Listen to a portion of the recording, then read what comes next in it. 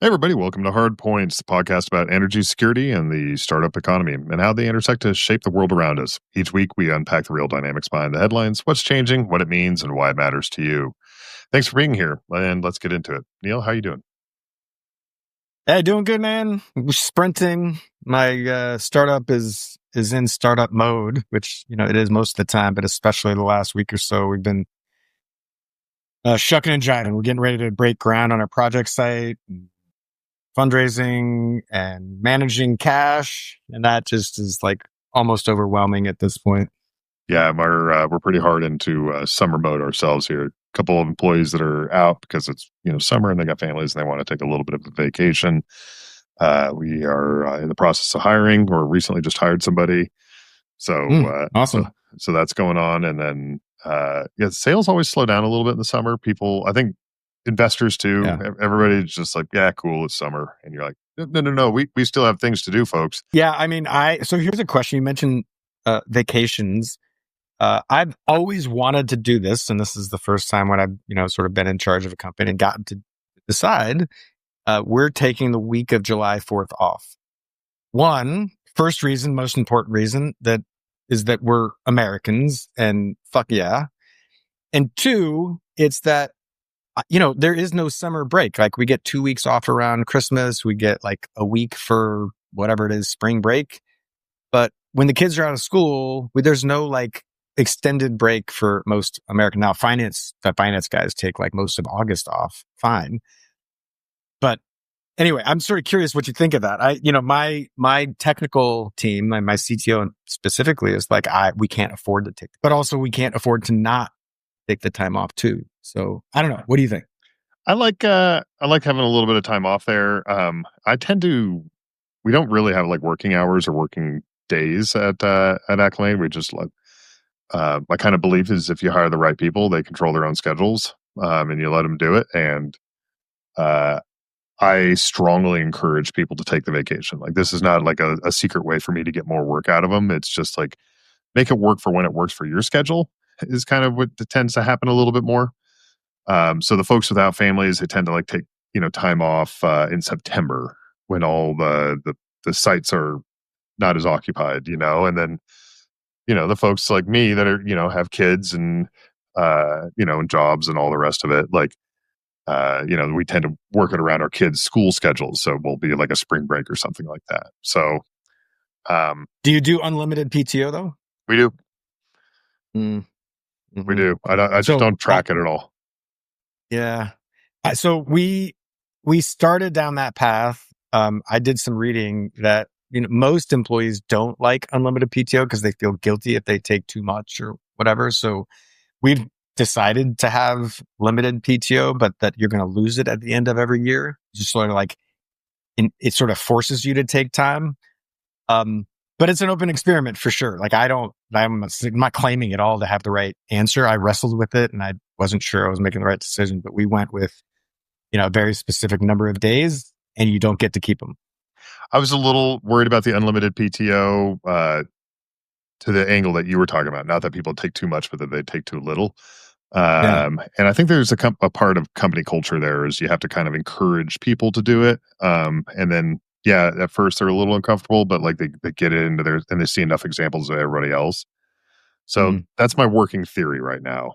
The other one that I saw that was really interesting. It's a friend of mine. He works in private equity, small company, a small private equity firm that he started, and they have a mandatory 6-year sabbatical, which I thought was really interesting. Every 6 years, you have to go and take like I think 6 weeks at a minimum off. And I guess the whole idea is it's a natural inflection point of decide of whether you really want to keep doing this or not, and to take the time to kind of like do a thing. And I really love that. Yeah, so do I.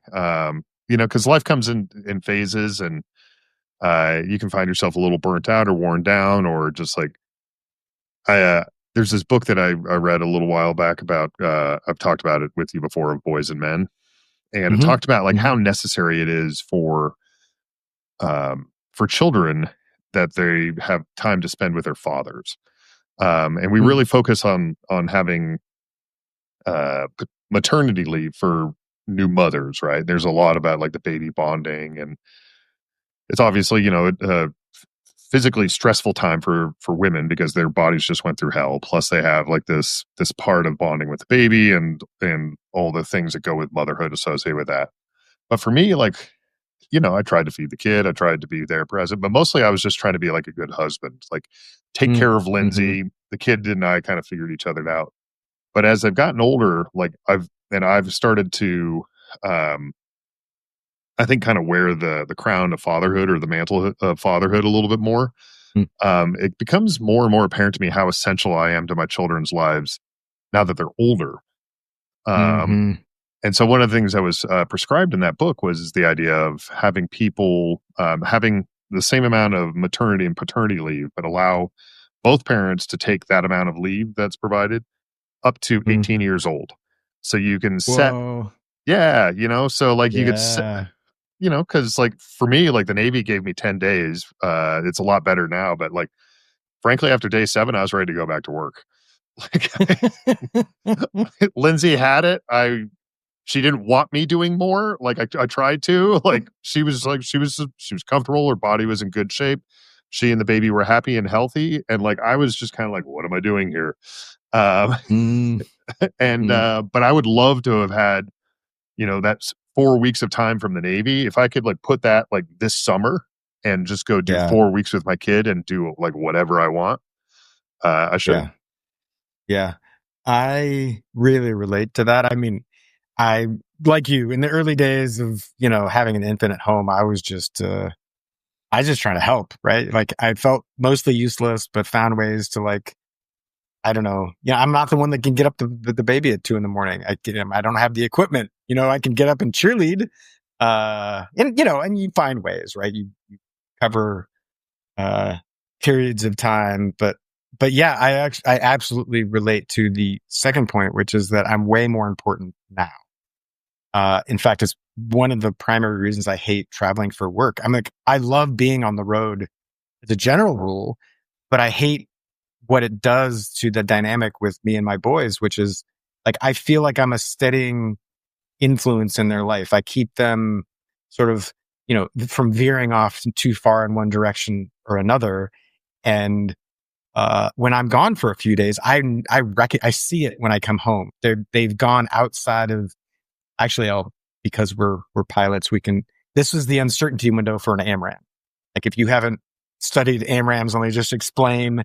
It's a missile that the F-18 shoots, the AIM-120, and it gets launched with the instructions from the airplane about where to go, and it's sort of got an uncertainty window about where it thinks the target it's going to be tracking is, and then it gets regular updates from the airplane, from the radar, and the uncertainty window gets bigger and bigger and bigger until it gets a new signal, and the uncertainty window comes down again.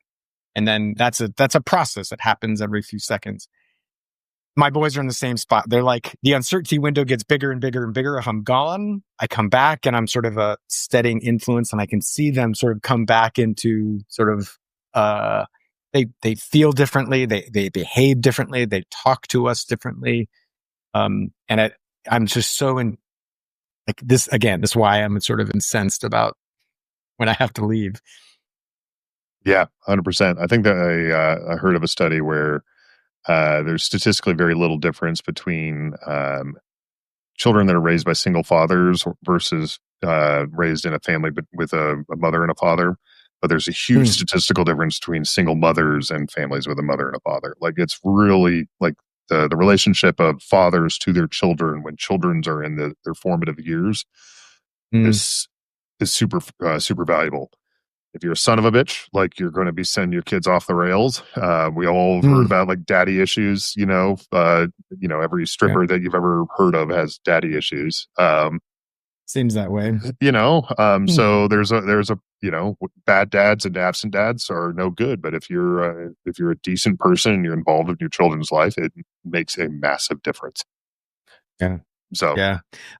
Let me also pick up on the sabbatical thing too, to go back to that. I will say, I think that is, having an extended period away from work.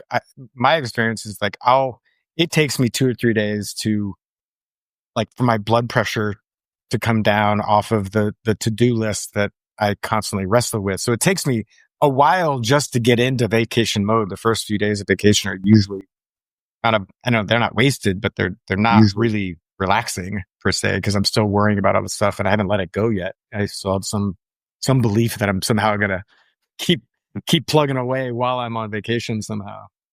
But the extended time away actually might get you to a mental state where you could do some of that reflection about the phases of life that even in a week-long vacation, you're probably just not going to get to. Like a week-long vacation gets you to detach from your to-do list and to take a deep breath and probably get more sleep, but not really examine your life. I don't know. Yeah, How would you think about that? But I love the idea so much that like if I can get this company on just a little bit more sure financial footing, I want to implement it. Like there's a cost to doing it, of course, and so like I can't do it yet, but I do want to do it.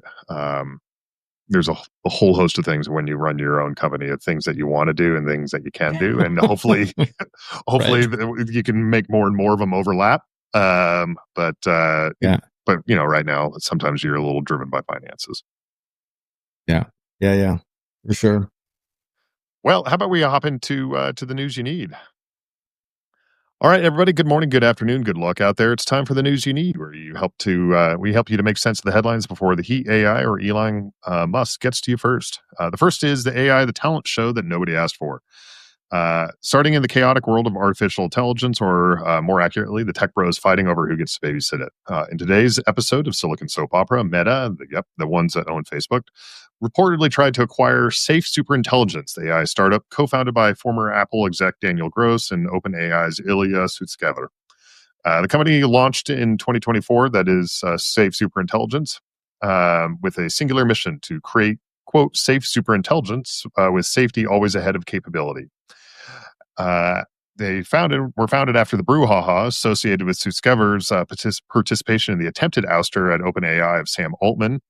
That attempt failed, so out went Ilya and he ended up building a company valued at $32 billion in only a year. Why it's valued that, who knows? But Meta's acquisition attempt didn't work, so instead of leaving empty-handed, they poached the CEO himself, Gross, to help lead its internal superintelligence project. This comes amid a feeding frenzy for AI leadership as valuations continue to balloon, explode, bubble, who knows. Everyone's racing to build smarter, safer, faster AI while quietly gutting each other's org charts. It's kind of a bit like Hunger Games, but for engineers with mid six figures base salaries and deeply conflicted views on ethics. Our second story of the day here is going to be about Elon Musk continuing to still be like a dog off the leash. Elon Musk continues his campaign to prove that wealth and wisdom are not correlated. Yesterday, another SpaceX Starship rocket exploded, this time during a static firing at the company's facility in Boca Chica, Texas. It's the fourth consecutive explosion in a row for a rocket that's meant to carry humanity to Mars. It's kind of hard to move fast when you're breaking so many things. And while Starship burns, Musk's personal life is just as unhinged. A woman named Tiffany Fong came forward this week detailing how Elon, wait for it, he offered to impregnate her via social media. Apparently after a brief online exchange, she said no. He ended up responding by unfollowing her, the way billionaires court.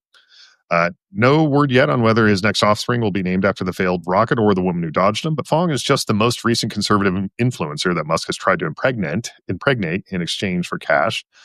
As Fong did reach out to another of Musk's baby mamas, Ashley St. Clair, to evaluate her options, and St. Clair and Musk had a public internet spat about the whole event.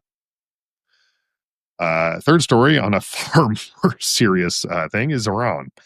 Tensions with Iran are escalating rapidly, with the U.S. and allied forces beefing up naval presence in the region and evaluating all options, apparently including first-strike nuclear weapons. This all stems from early June of this year, when decades of covert hostilities between Iran and Israel escalated into overt war. On June 12th, Israel launched Operation Rising Lion, an air campaign targeting Iran's nuclear facilities and military leadership, reportedly killing key IRGC commanders and nuclear scientists. Iran, in turn, responded days later with missile and drone strikes, including Operation True Promise 3 on June 16th, striking Israeli cities such as Tel Aviv, Haifa, and killing dozens of civilians and causing widespread damage. Both countries continue to exchange strikes, testing Israel's air defenses and risking broader regional escalation. Tehran's also increasing its activities in the Strait of Hormuz, where 20% of the world's oil flows. Western officials are warning that one wrong move could spiral an open conflict, and with global trade already on massive edge from the U.S. tariff mechanisms that are on again, off again, the timing really couldn't be worse. So if you're feeling like you're one geopolitical nudge away from a war, you're not really imagining it. And then finally, America's on fire again. So let's talk about the weather. More accurately, the planet's slowly roasting. A brutal heat wave is gripping the northeast and Midwest. Neal's lucky because it's a pleasant 70 in Southern California, but for the rest of us, record highs are happening in New York, Philly, DC, Chicago, and Denver. Power grid straining, emergency cooling centers are open from Vermont to Wyoming. The bigger climate shock is that Alaska, that state that's goes all the way towards north of the Arctic Circle, just issued its first ever heat advisory. Parts of the state are the ones that are only a few hours south of the Arctic Circle and around Fairbanks hit 90 degrees Fahrenheit. Officials are worried because homes there are built to retain heat, not shed it. And since they have 22 hours of sunlight going on right now, there's not a whole lot of relief. So if you're out there baking like banana bread on a dashboard, stay hydrated, check on your vulnerable neighbors, and for God's sake, please don't use your leaf blower right now. Because that's the news you need. AI is melting down, rockets are melting up, and the whole country is melting, period. What do you think, Neal?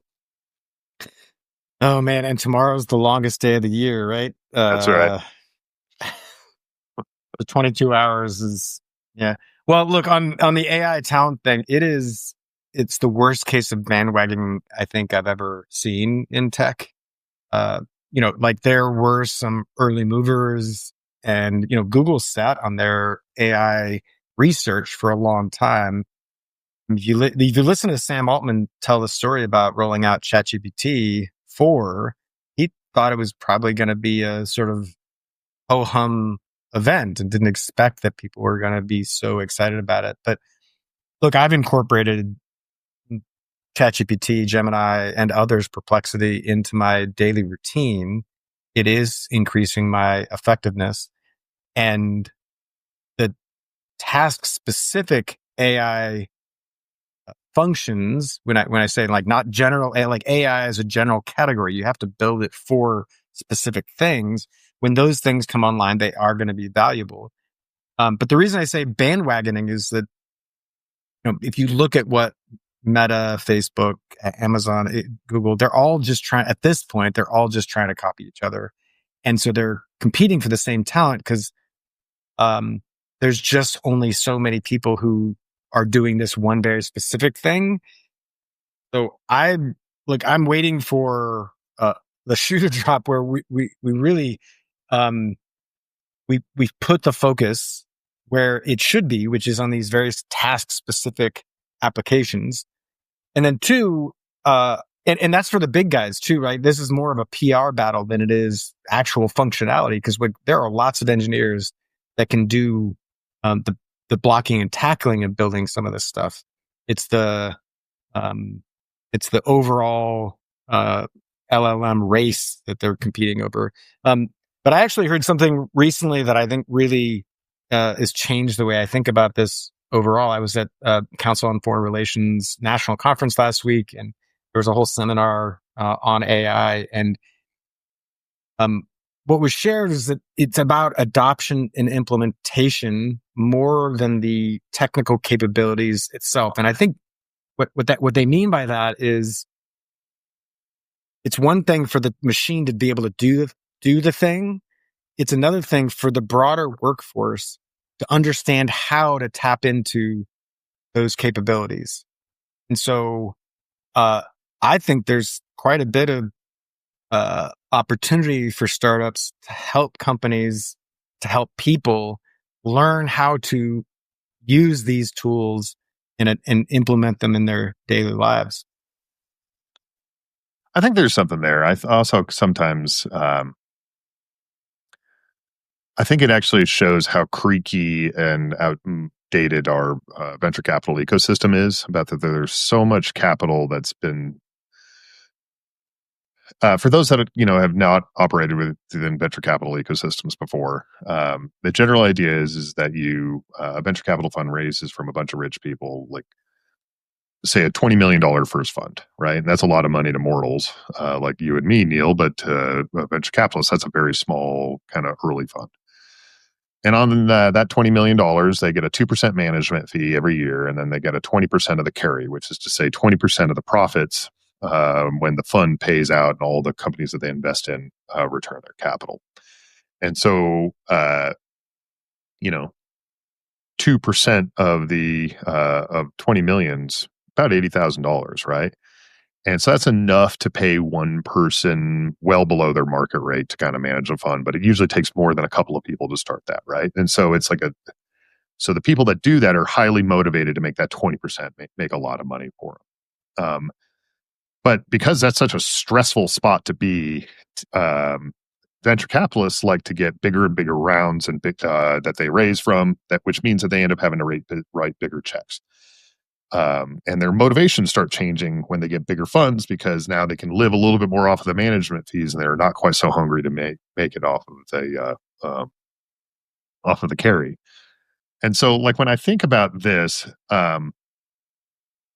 it makes me just think that there's a bunch of really fat, dumb, and happy venture capitalists that are like really comfortable with putting too much money into things because like they don't actually bear a whole lot of the consequences of it, and they can tell a good enough story because they're in a diversified space. You know, I don't care how good a company you've built; it's not worth $32 billion in a year. It just isn't.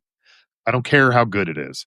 And it reminds me a little bit of this, like what happened with, in my thing in carbon accounting, right? There was a bunch of companies that like rushed to market, bunch of venture capitalists that didn't know how to like anything about like what they were investing in really.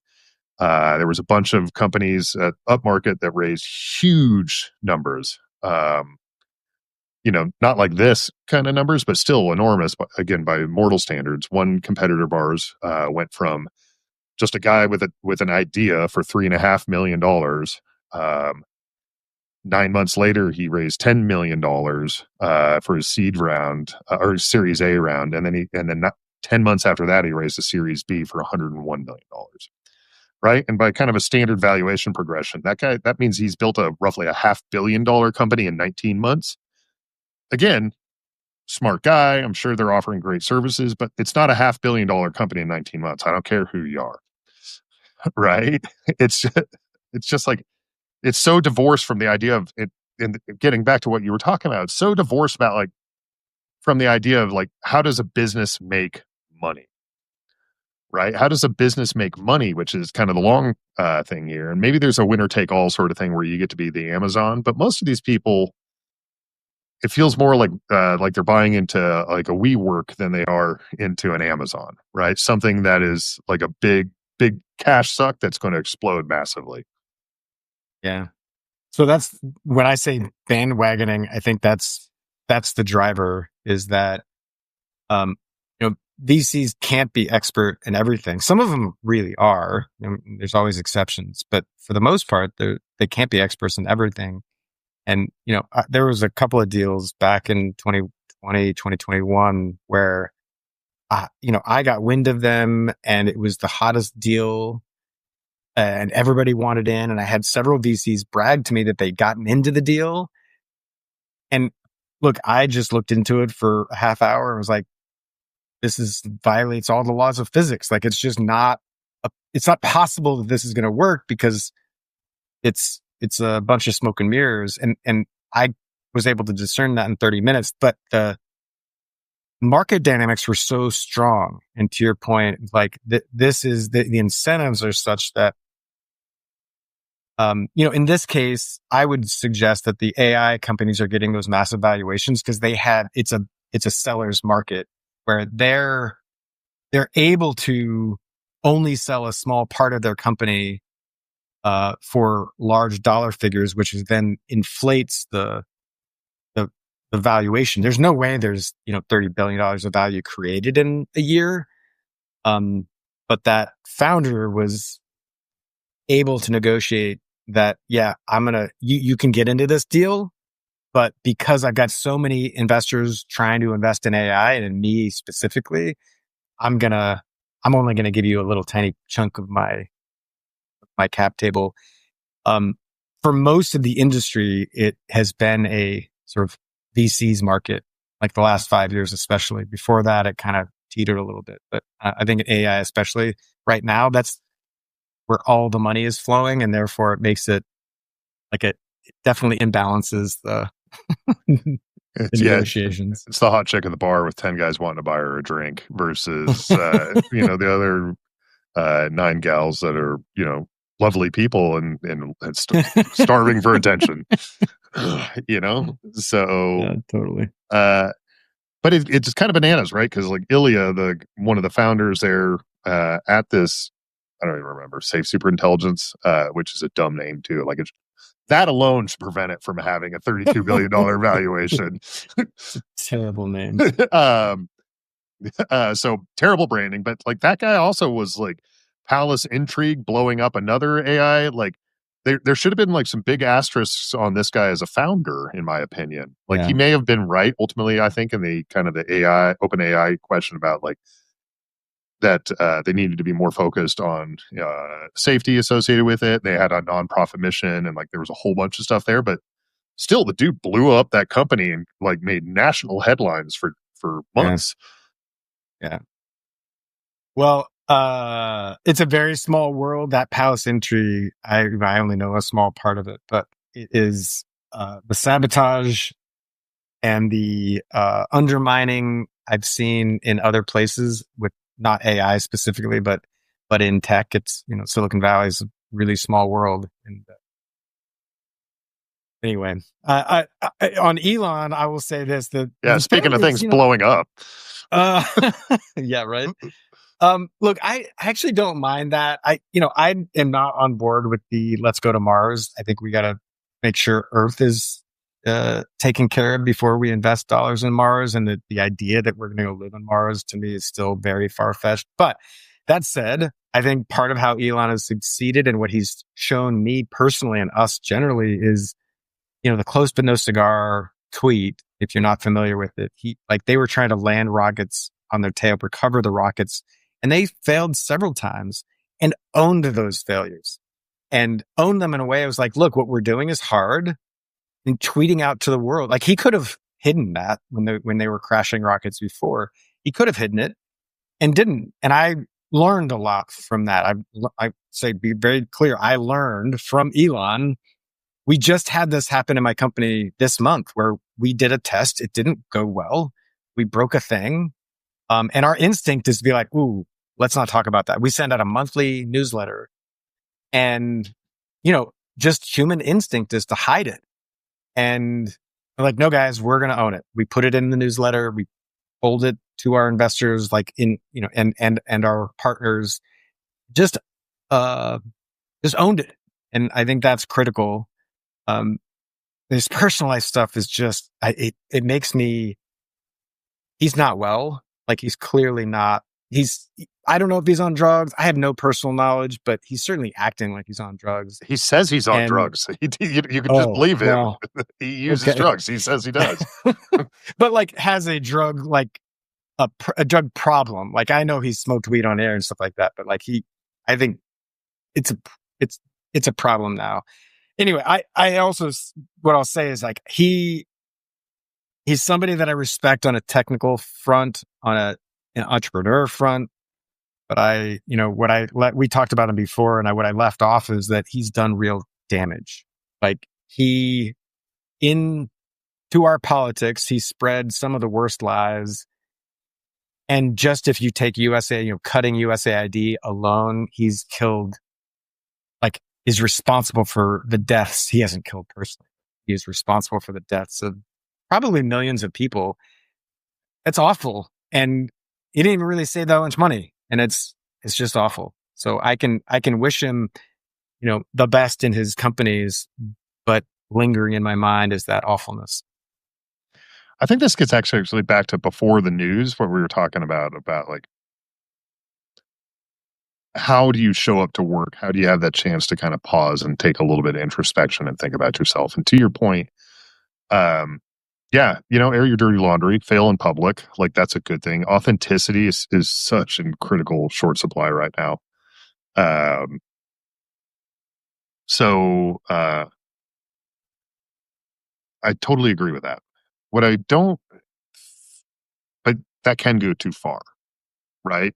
Which is to say is that like if you start recognizing that if you push, you can kind of get what you want. Eventually, you start pushing beyond like what can be delivered. And so, like, what my worry is like, um, in the Starship stuff is it seems to be regressing.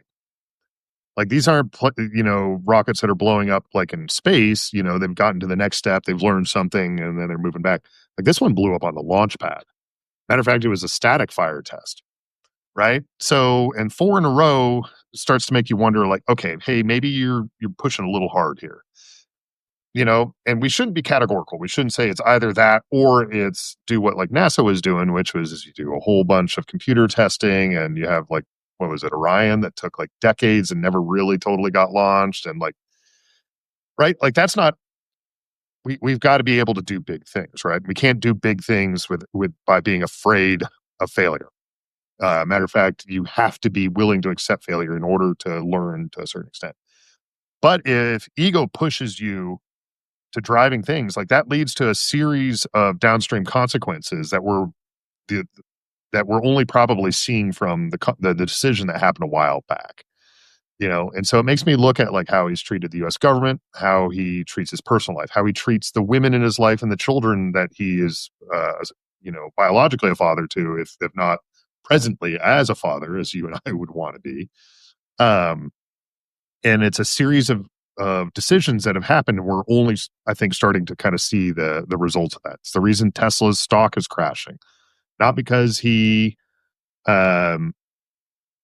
in my opinion, Tesla's stock is crashing not because of Elon's antics in the public sphere.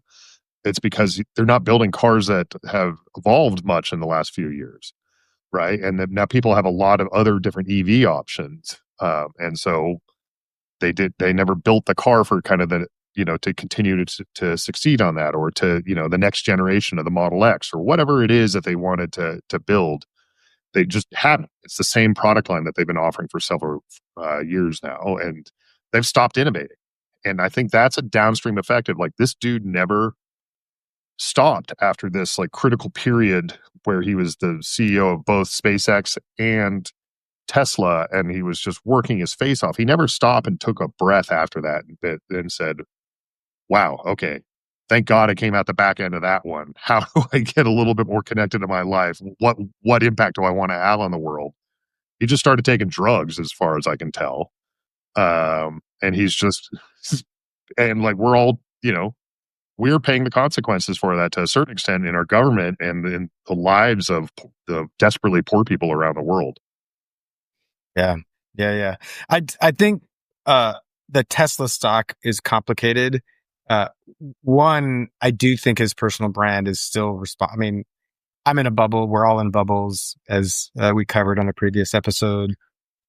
But what I can tell is that the people around me don't want to buy Teslas anymore. And the ones that have Teslas feel embarrassed because his brand is awful, even for people who don't follow politics or aren't really plugged in. They're just embarrassed by him. And this personal stuff with the women is part of it, right? There's a personal brand that used to be so much of a cachet. He was smart. He could do many things. Everything he touched was innovative and a success, even if not, immediately. Eventually, it was a success.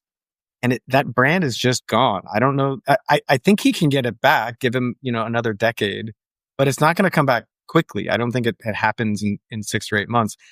The other thing that's complicated about the Tesla stock is Tesla sells a ton of batteries.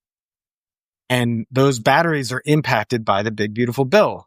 The big, beautiful bill is going to slash the tax credits for projects like the ones that Tesla's selling big batteries into. So there's a factor there. And I also think you're right that, like, I don't know, the Model why used to be fancy, and now it's kind of like meh. There's a bunch of options out there that are way better looking. Um, they pioneered it, but this is an old tech story that the first mover doesn't always win. Not unless they keep their foot on the metaphorical, I guess, electric gas in this case. Um, it strikes me, man. Nobody ever taught this guy how to be a man. You know what I mean? Uh, brilliant, pushes the edges. He's innovative, but nobody ever really sat down and taught him how to be a man. And it's like he's impersonating how to be a man, like as if fathering as many children as possible is the thing. There's also like this component of like men are responsible. They're responsible for themselves. They're responsible for the people in their lives, and like this guy's not. He's just not responsible, and I don't understand how the members of SpaceX's boards, Tesla's board, the rest of them, like, what are they doing? Like, they have a fiduciary responsibility, a governing requirement to get this guy in order. And if you did 1/10 of this horse shit, like, you'd be out on your ass so fast. I would have been fired a long time ago. So, like, tie this right back to where we were talking a few minutes ago about the uncertainty window on the AMRAM. Like, I spent a couple of days away from my kids, my boys, and they're I can sense, I'd see them having expanded out into unhealthy, unproductive, in an unproductive direction. So multiply that by how many kids do you have now? 13, most of whom, which you didn't see any of them, maybe one of them.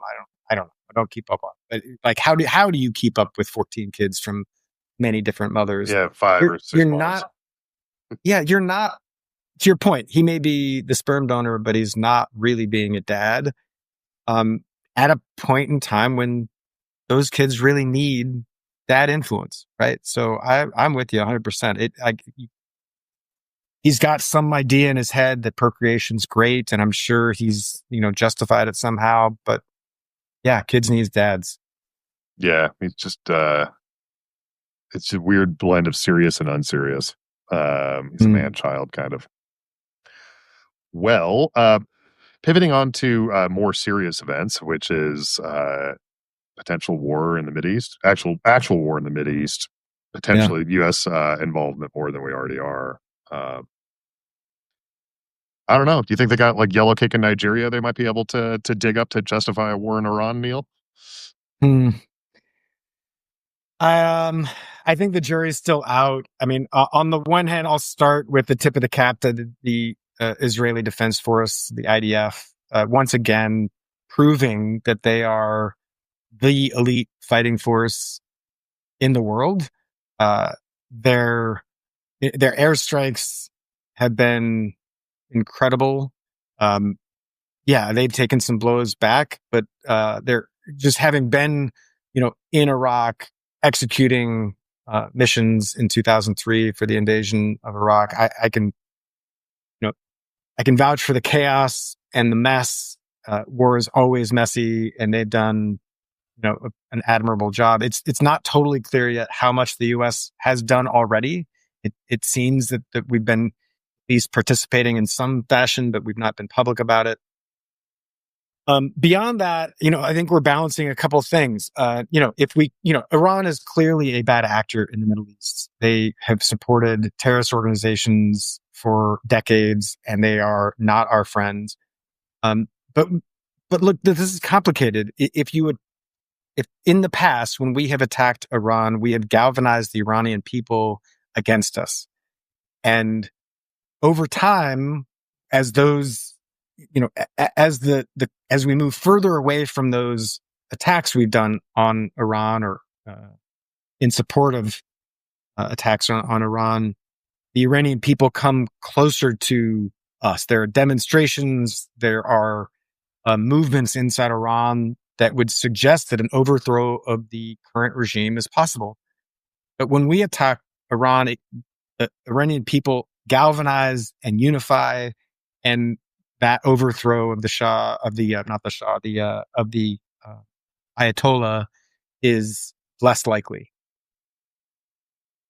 And then, if you get to, the realist version of this is that the Straits of Hormuz is the most vulnerable spot in the world, and in terms of the ability of one country to choke the energy supply for the rest of the world, and that's Iran has the ability to choke off 20% or so of the world's oil supply, and that's enough to really throw the whole energy markets, not just for oil but for many things, into a spiral. So that's been their trump card.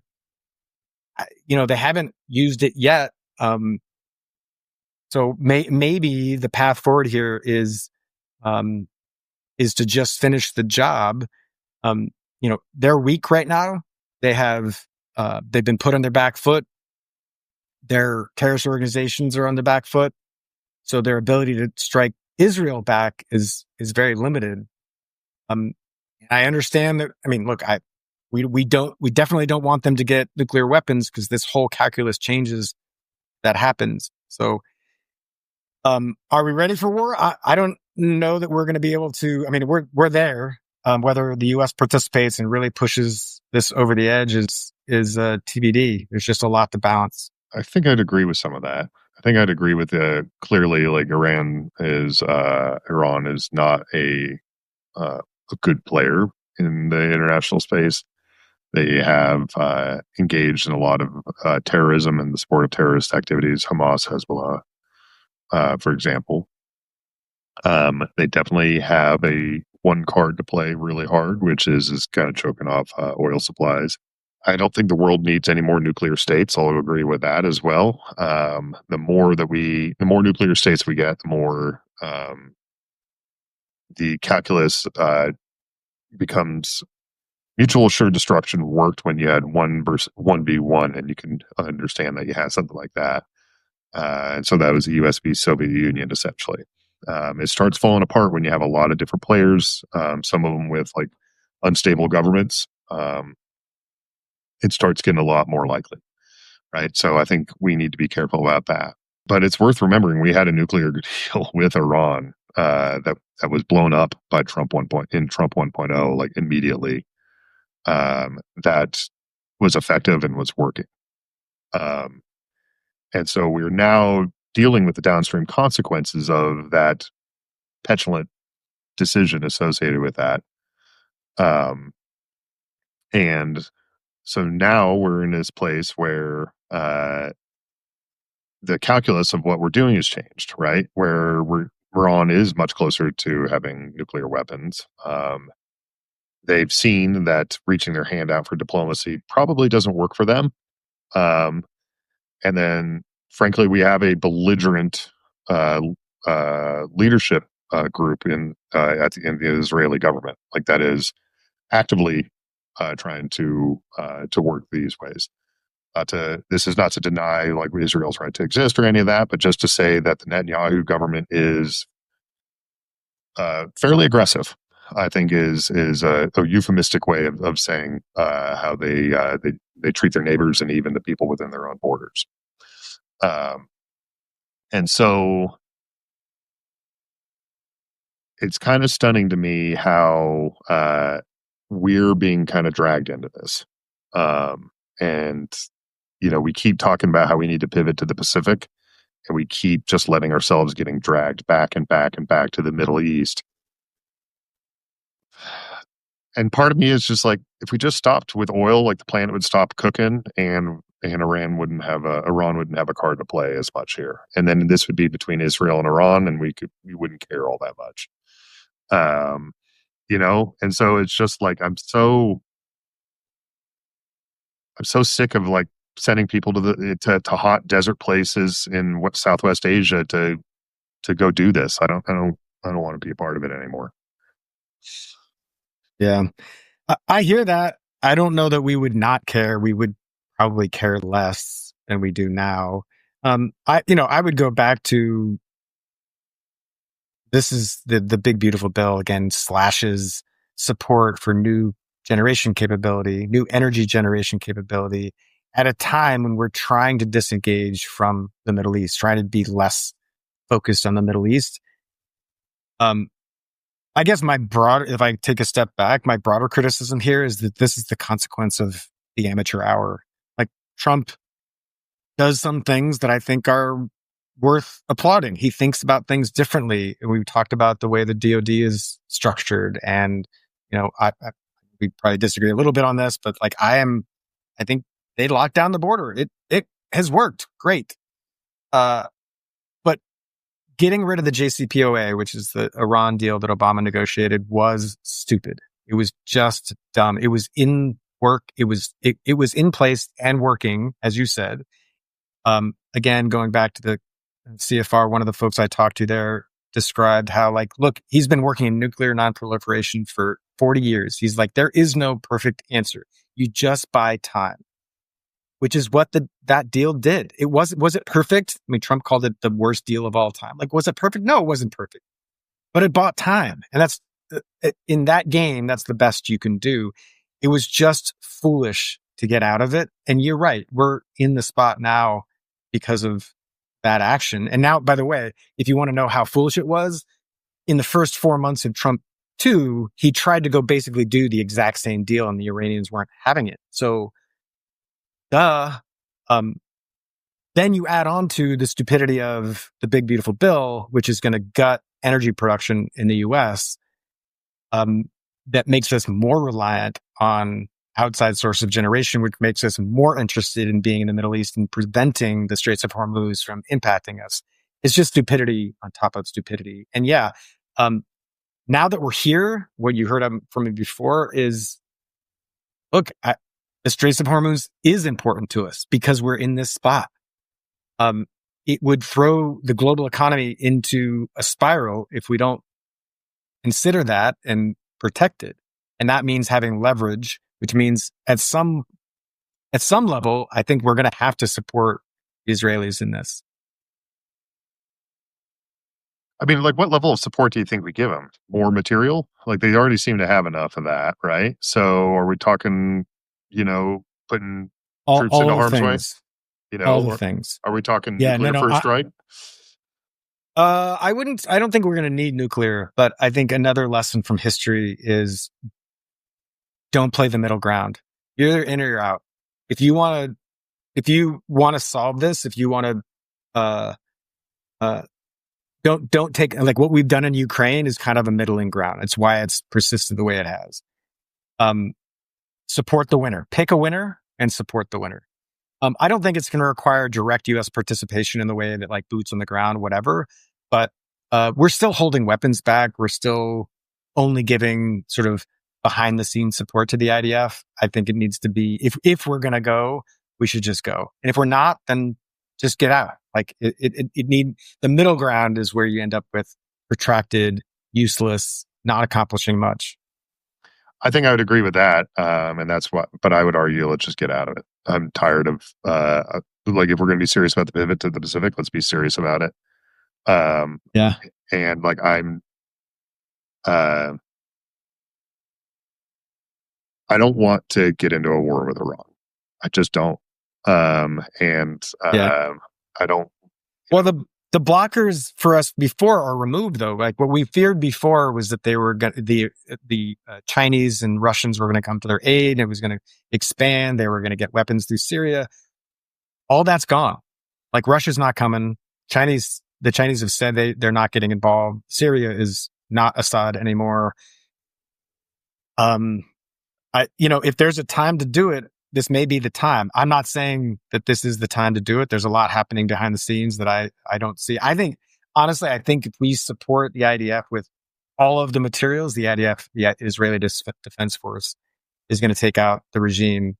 We've just not, we're holding them back, both in equipment and sort of the tacit approval to take out the Ayatollah. Yeah. Like, again, not to support Iran, but, like, when I look at, like, Syria as an example there, like, so towards the end of my time in active duty, I was in charge of cruise missiles for the Sixth Fleet, or in charge of a component of cruise missiles, I should say. And it was the Obama red line in Syria, right? If they use chemical weapons. That one. Yeah. Everybody got really hot about, like, how, and it was kind of this off the cuff remark that Obama made, but they held it as like this line in the sand, this really big deal. And so, anyways, so we were involved with potentially using cruise missiles to attack Syria after they used chemical weapons on their own people. From a staff officer perspective, it was really interesting to watch how the sausage got made and how international partners wanted to get in, and how the Air Force, their timing mechanisms for everything was just like, is what it is. So all these perturbations are happening.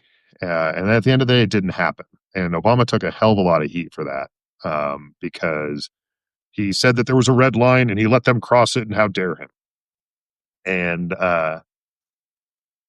what people don't really know is that actually most of the chemical weapons as a result were destroyed. This was this walk softly and carry a big stick that like Teddy Roosevelt talked about. This was the big stick that scared Assad into being like, okay, we're going to do something a little different here.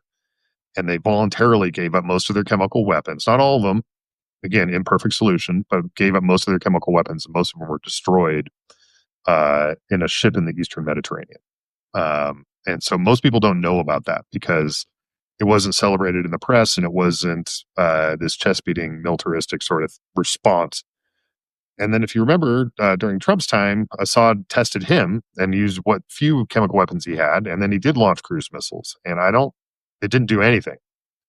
And ultimately, the thing that most weakened the Assad regime was that he didn't have enough chemical weapons really in order to really just to go after his people as hard later. Like, I would argue that the destruction of the majority of the chemical weapons during the Obama timeframe, which he got lambasted for, was far more successful in bringing down the Assad regime than anything that Trump did. Um, so I don't think you change hearts and minds through force. And I don't think if you want to make Americans safe, you shouldn't be actively going after a terrorist state, unless you're willing to go the whole 9 yards. Unless you're willing to your point there, the whole thing of like, we are going to go for regime change in Tehran, and we're going to participate in that. And if we're not ready to do that level of it, like, I don't think we should be there. And I don't think we're ready to do that level. Well, we agree on that part. I think what we disagree on is where we lean. I don't think this is a slam dunk either way. I just think the table's basically set. It's not going to get better than this. If we're eventually going to do regime change in Tehran, again, you've got the Hamas is unable to help. Hezbollah is unable to help. Russia's not going to help. Syria's gone. Like, there's no better time. If it's going to happen, there's no better time. Either go all in or don't, but don't pick the middle path. But to your point, to this previous point, this is what I was trying to say about the Iranian people. I don't know what the numbers are. I think a good majority of people have little to no support of the Ayatollah. This is not a democracy in the sense. Like, they do elect a president, but the Ayatollah is not elected. The regime is not a democratic regime. And there are a lot of Iranians who would like to see a change, but we're not going to win those hearts and minds on the current path. That sort of war all in approach where we're bombing Tehran, that's just going to galvanize them together, and it's going to be less likely to see an Iranian friend come out of it. So that part, I think we 100% agree on. Yeah, I think we agree on that. The other thing that I worry about in this scenario is the National Command Authority is the president and the Secretary of Defense. These are the people that are in charge of nuclear weapons and having nuclear release authorities. Those two people happen to be Donald Trump and Pete Hegseth. And if you think both of them, one of the little maxims I have for myself in business is I don't do business with people that I know that cheat on their wives. Right? Because if you're going to be cheating on your wife, like, you're going to be cheating on me. Like, it's just not how I do business. I think it's a test of integrity. And those two guys, speaking of like what men do, they're multiple, like 15 children across 6 baby mamas between the two of them. And so, like, literally every single person I ever worked with in the military is more qualified to be Secretary of Defense than Pete Hegseth. Literally every single one of them. Like every one of them has more experience in uniform than Pete Hegseth does, and have more experience in leading organizations than Pete Hegseth does. Like this guy with I don't want these two involved in any sort of war making decisions. I'm just really skeptical of the whole enterprise. Yeah, I 100% agree that Hegseth is in over his head. That he's proven that over and over again. On this particular Iran point, Trump was 100% wrong, and Trump wanted to abandon the JCPOA. I think there's something to be said for him getting smarter and trying to essentially redo it. He was going to rebrand it and whatever. That's fine. But I give him some credit to be like, oh, actually, you know what? We actually do need that deal. Let's go pursue it. So, again, we try to give credit where credit's due. That's a small victory, but I'll give it to him. Congratulations. He squirted toothpaste all over the bathroom. Now he wants to try to put it back in the tube. Like no credit. I'm going to take the win when it's presented. I think it's positive that he adapted and learned from his previous error. I mean, that's a positive spin, but I'm throwing it out there. Okay. Sure. Sure. All right. Well, speaking of just kind of as we're getting towards the end here, speaking of oil, and then the consequences of oil. One of the things that we're dealing with is this big heat wave. I know you live that beautiful Southern California lifestyle where you get to have that nice cool Pacific breezes that keeps your house quite pleasant. But here in Denver, we're going to get over 100 degrees today. I posted a graphic to social media that versus the 1980s, for example, in Florida, they now have twice as many degrees over 90 degree, as many days per year as they did in the 80s that are over 90 degrees. And then for days with heat warnings, it's quadrupled. Alaska, one of the things I used to do with my time in Renew West when I was focusing on forests is like nobody talked about it, but Alaska has massive forest fires, million-plus acre fires all the time. Part of it's just such a big state, but part of it is it's warming up faster than everywhere else, and so like we're seeing some of those consequences. I don't know if you have any thoughts on that. I mean, I read stories like that, and it's just like, man, we got to adapt. Like we're trying to reduce emissions and fix it, but I think it's pretty clear that we're not going to get there. Like the Paris Climate Accords were aggressive in the first place. You add on top of that the one of the largest polluters is not cooperative at all, and one of the other largest polluters, I'm talking about China and the US, is they're doing some, but certainly not what they should be doing. So I guess that just leads me to like, holy crap, we got to adapt. I actually was living a bit further north than where I am now, and it's actually probably going to be the new Southern California. Yeah, today is 75, but as a climate, it's warmer than it used to be, and it's just going to get worse, man. Like I don't know. Again, I said this before. It almost doesn't even matter why it's happening. It's happening. We're gonna have to adapt. Yeah, in climate, they talk about adaptation and mitigation, right? And I think both of them are important. And again, we tend to be categorical to say like we have to do either A or B. We kind of have to do both, right? When I onboard people into the company, I talk about that there's like roughly 4 paths that we get to walk. All of them are warmer than what we have. So adaptation is definitely a key component of that. There is no scenario where we turn back to the climate that we were born into. Everybody, this is probably the coolest summer of the rest of your life. Right. And so if this heat wave is unpleasant, you can think about how much worse they can get. And you get to choose how much worse they get. So that's the mitigation part about like that. And I think all that said, still remain an optimist. I don't think we're going to get to the Paris goal of 1.5 degrees, but I do think there's a good chance so the Paris goal is not only about 1.5 and 2 degrees and all the rest of that, right? But it's also about like that we should cut emissions by 50% by 2030 and 90% by 2050.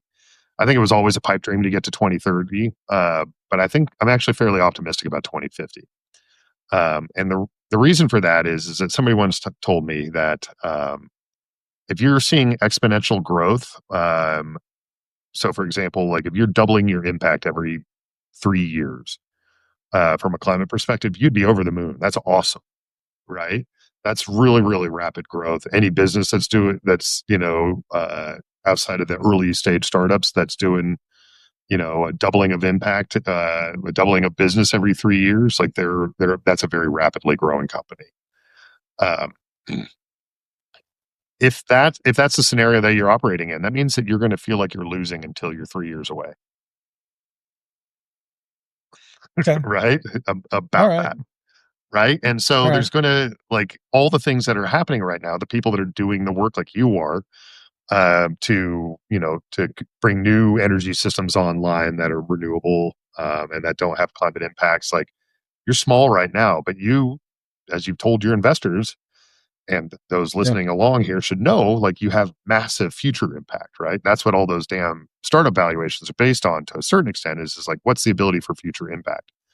There's real business underlying what you're doing. You will always be able to sell energy onto the grid because this world is hungry for energy.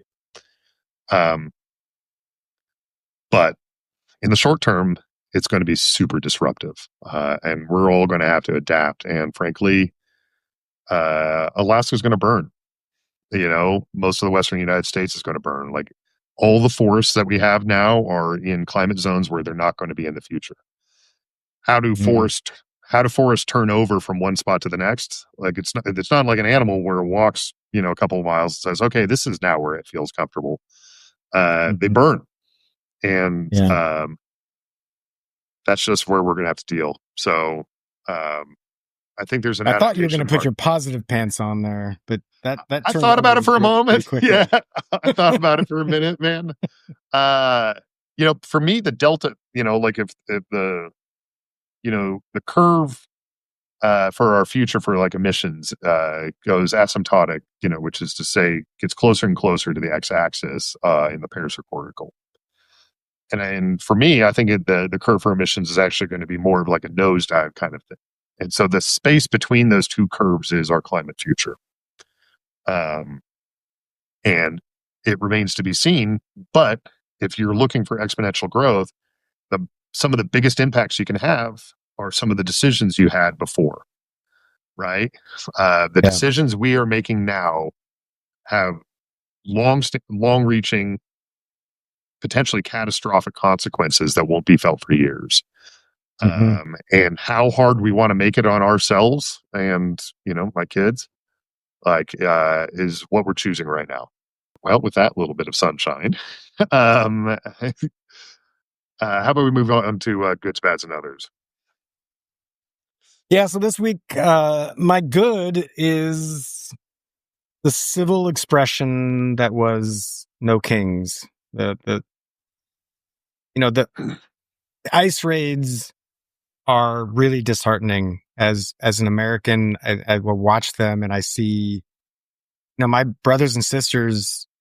I got a lot of friends who are police officers, border patrol, military. It's not like we're all sort of in the same sort of line of work. And something's off when most of the ICE agents you see are wearing masks.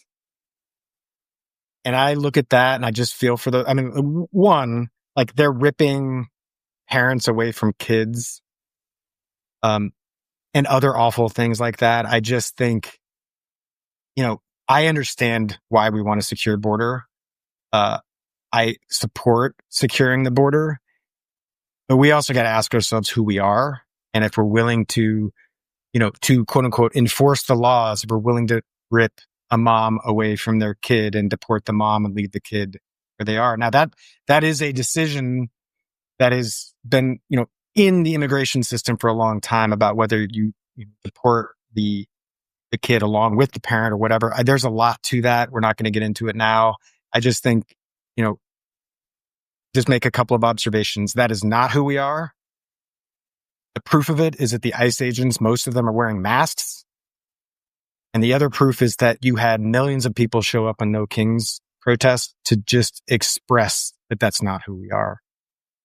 So that's my good, that a lot of people got off the couch and went to express that. My Yeah, I guess bad. the test to see if that really isn't who we are is whether that continues. Yeah. Whether we put a stop to it. Um, this has been a kind of a building wave. So, but I'm going to Yeah. remain optimistic with you. That 5 million people got off the couch to go, try to work on this. Now, hopefully, they do more than just wave a sign. Hopefully, they start showing up and doing the thing that actually stops the behavior that we think Yeah. is not who we are. Yeah. Yeah. Sorry. My bad. No, all good. My bad is that the big beautiful bill, the reconciliation bill, to use the technical term for it. I had hoped that we'd seen the House draft and it was pretty extreme, and that the Senate was going to moderate it. Well, the Senate text came out this week, and it's no better. In fact, in some ways, it's worse. They're cutting more out of Medicaid. They're cutting just as much out of the energy tax credits that have catalyzed new businesses and are there really to secure our energy security and energy independence. And it's all to support the tax cut, the 2017 tax cut, most of which goes to the wealthiest Americans. So I had hoped that the Senate was going to do better. They didn't. It's really pretty upsetting, and it's not done yet. It's not signed yet. I've written to my legislators, and I hope everybody does the same, because the big beautiful bill is anything but beautiful. And my other this week is the California National Guard. This has been tied up in the courts. It's federalized by Trump for use in California against the LA riots. I think it's pretty clear at this point that those riots were not riots. They were demonstrations, and there were some sort of elements of looting and some elements of damage to property, and those are awful. And I don't support any of that violence. Like, the looting is awful, and those people should go to jail. And if you burn a car, you should go to jail. Like, all of that's awful. But the cops had it under control, and we're getting it under control. And the National Guard was a total stunt. Bringing in the Marines was a total stunt. And both of those things were meant to push the boundaries of what the president's power is. In the end, it's tied up in the courts, and whether or not it gets resolved one way or the other is my other. It's sort of like, how is that going to be resolved? It's been sort of ruled by one court and then the other in opposite directions. So we'll just have to wait and see where it ultimately lands. Yeah, I'm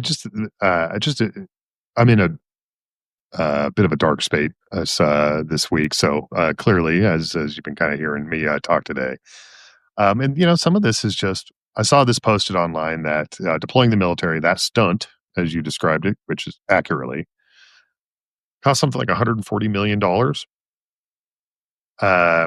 That's something like 45 million school lunches. Like, yeah, what are we doing? What are we doing? We could literally be feeding kids, all those people that were ripping away from their families apart. Like, we could just give them food, like this is a choice. And so I'm glad that the Marines seem to be kind of a non-story in the larger thing. And I think that probably goes to the Marine Corps leadership to try to keep them from being too actively involved associated with this. But still, like, what are we doing? Yeah. For my goods, bads, and others, my good, I'm going to say, is I bought a guitar. I have been, I've always kind of wanted to do it. I wanted to, now that my kids are a little bit older and they don't need quite so much of my time, as far as like the care and feeding, and I want to pick up it as a hobby. So I want something that I'm bad at. And so I can get a little bit less bad at it from time to time, but like probably still be bad at, and that's okay. because it doesn't have to serve any purpose other than to doing something different. So if you hear me crooning in the next room, that's what's going on. Cool. So I like it. yes, I'm excited about it. It should be fun. There's a problem, which is I've got these gorilla paws, and so trying to fit the fingers in between the frets. I'm going to have to work on that. It's going to be clear to me that like a lot of other things in my life, where I position my body is going to be more critical than it is for a lot of other people. Just because I'm a gorilla. But keep your my positive pants on. You're going to be okay.